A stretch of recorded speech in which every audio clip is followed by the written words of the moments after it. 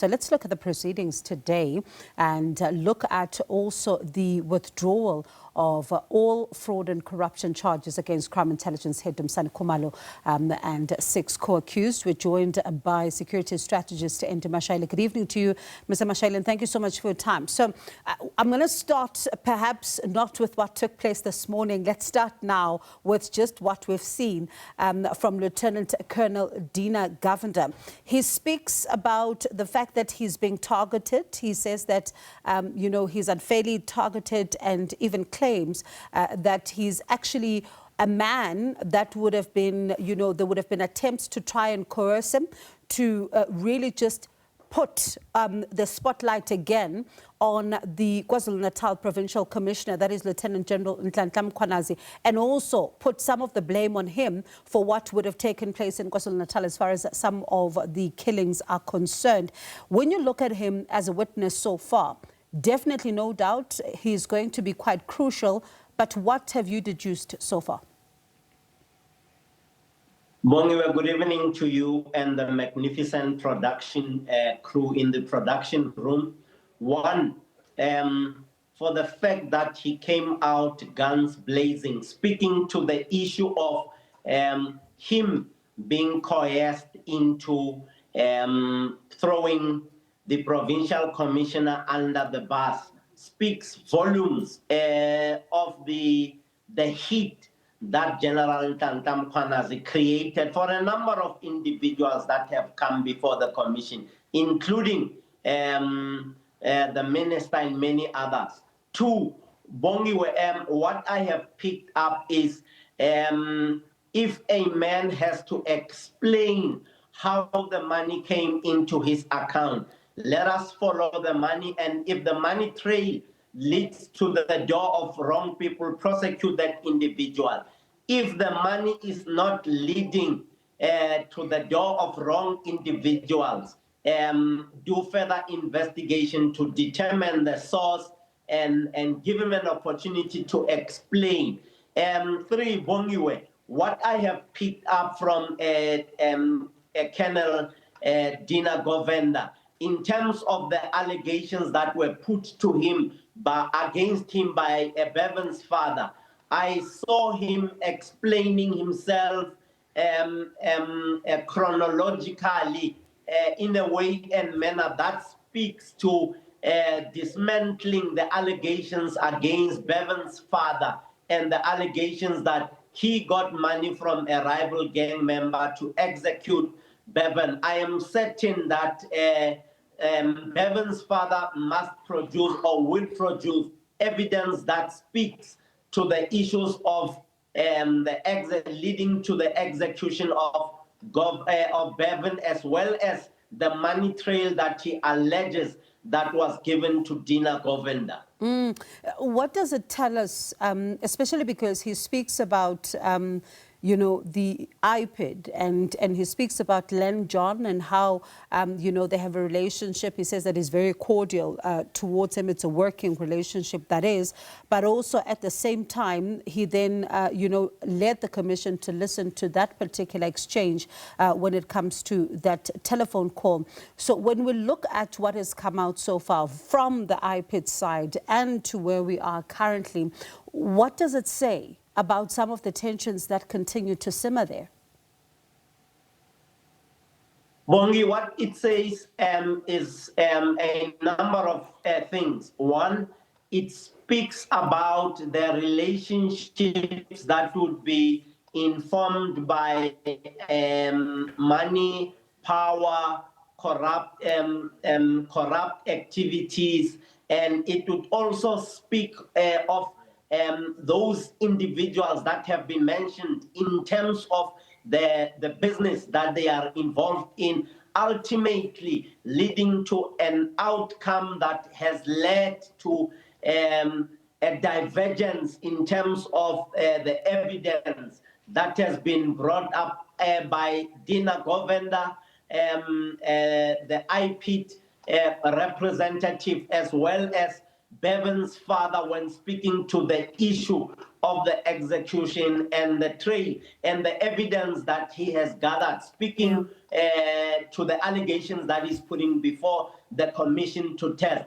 And in conclusion of this thought, it would mean that the commission must go deeper in terms of probing, so that we as the viewers and we as analysts or experts in explaining away the money trail and the dots, we should be informed by facts in the situation, as opposed to having it being misled, as we saw in the IDAC sphere, having it led to wrong analysis in some instances. Speaking of IDEC, today we saw the charges dropped against General Khumalo and the 6 co-accused. We must congratulate them for the charges that have been dropped as a result of the representations that they made to the NDPP. And most importantly, we must thank the new NDPP, Andy Mutibi, for applying his mind against the grain, for applying his mind against the storm that was stirred by some rogue individuals and elements within IDEC that led to the charging of Lieutenant General Dumisani Khumalo and the 6 co-accused, and we, by extension, are expecting and are hoping for the best in terms of the charges against the National Commissioner to be also dropped because of the nature of the fabrication stroke manufacturing of the Section 27 referral that led to the challenges against General Dumisani Khumalo. Some of us were wrong in the analysis that we made earlier on when these matters were brought up, because of the fake evidence that was put up before the country and before many schools of thoughts. I'm one of those who would want to say we analyze based on the stories and the facts in code that came up as a result of the narrative that was created and spun against these good and hardworking men and women of crime intelligence. And I've got just 2 more questions briefly for you. We saw Fadil Adams earlier on today, and some of the words, for example, I was untruthful, I made a mistake, I should have put it differently, I will concede to that. A signature attached to his statement, which is a statement that he's disputing some of the contents thereof. What kind of witness has he been, in your view? I'm an unreliable witness.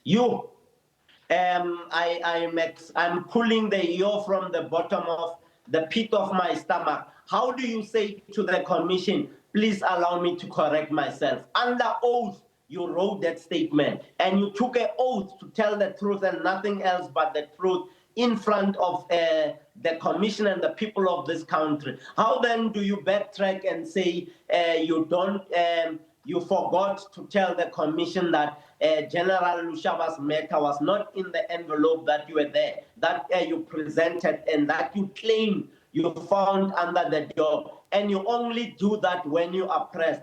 And we must, Bongiwe, congratulate the female evidence leaders in the commission.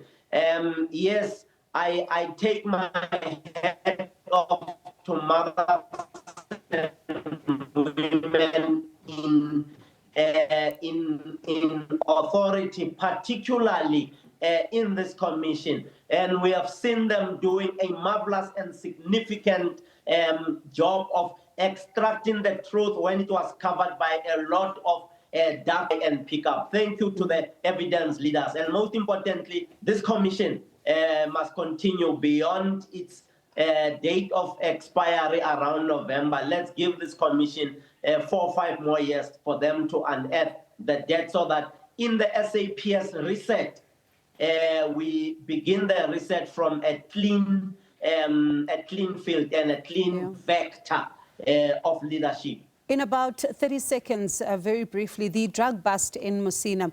You and I have spoken in the past about drug operations in the country and how it seems things are being done right now. What is your reading into that very machinery? Around 600 million worth of drugs being discovered there, and it seems that a number of, it was quite an operation, especially when it comes to distributions.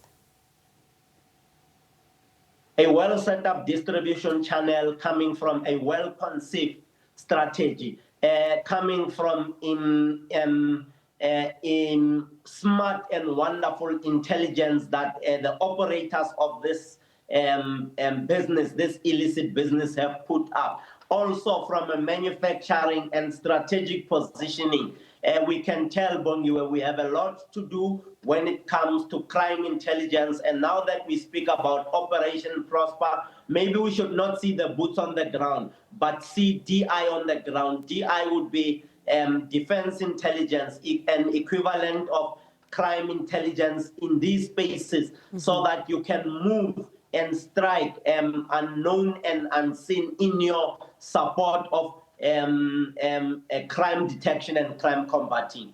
I appreciate your time as always. Security Strategist Andy Mashaile speaking to us about the developments in the Madlanga Commission as well as the drug bust in Messina.